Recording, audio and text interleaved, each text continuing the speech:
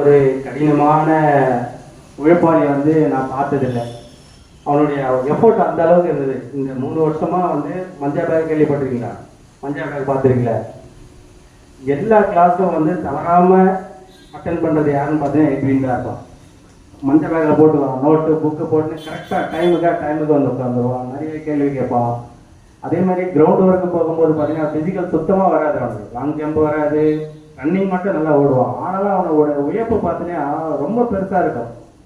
சரியா? யார் ஒருத்தன் உழைக்க தயாராக இருக்கானோ அவனை வந்து இந்த உலகம் போட்டுரும். அந்த விதமாக எட்வினை வந்து இந்த உலகமே போட்டிருப்பது. ரொம்ப நன்றி எட்வின். அடுத்ததாக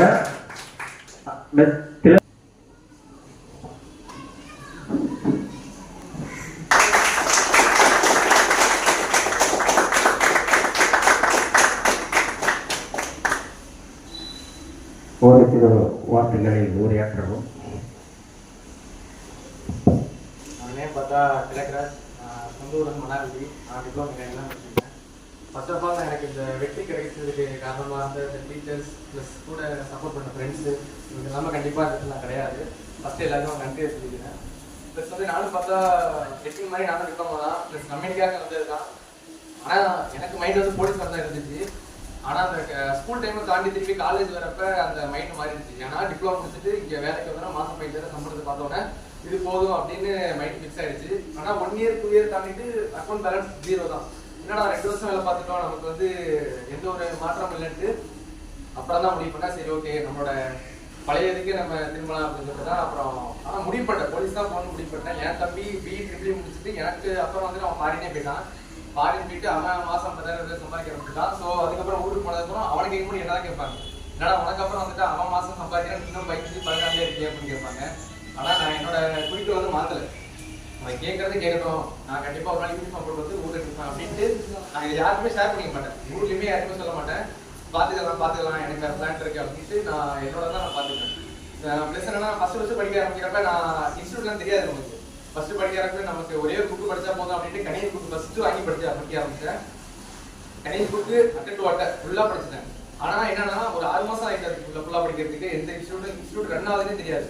ஆனால் எல்லாம் போலீஸ் படிக்கிற ரூட்டும் தெரியாது. ஆனால் கணினி புக் மட்டும் தெரியும். கணினி புக்கு போலீஸ் படிக்கலாம் அப்படின்ட்டு வாங்கிட்டு வந்து அட்டை படிச்சுட்டேன். திருப்பி 6 மாதம் எனக்கு ரிவிஷன் பண்ணால் ஃபஸ்ட்டு பேஜே தெரியல.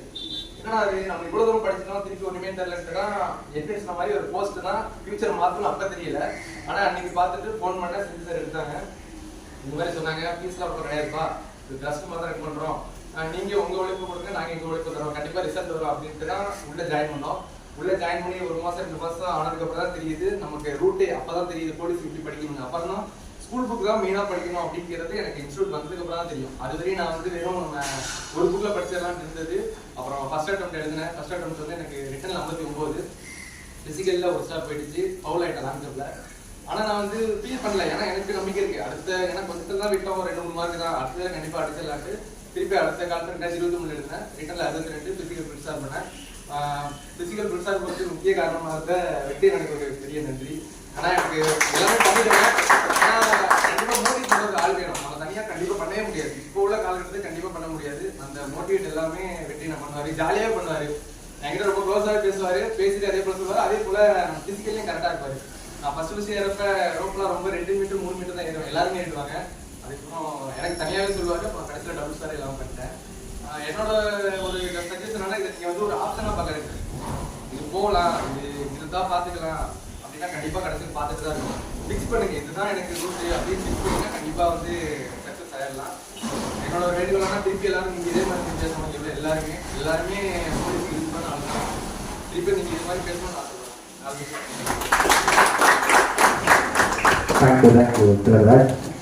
எல்லாருமே அப்படிதான். ஒரு சாதாரணமாக 10th படித்தவனுக்கு எவ்வளோ அறிவு இருக்கு, எவ்வளோ நாலேஜ் இருக்குன்றது நம்ம எல்லாரும் அறிஞ்சது தான்.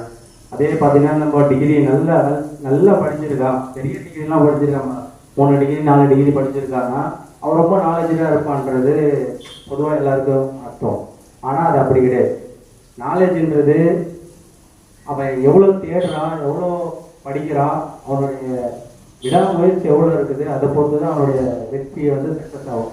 இந்த மாதிரி தான் திலகராஜுமே வந்து அவனுமே அதே தான். என்னடா திலகராஜ் நைட் ஷிஃப்ட் போனேன், என்னடா ரொம்ப டல்லாக இருக்கா, நைட் ஷிஃப்ட் போயிட்டு வந்தானுவான்.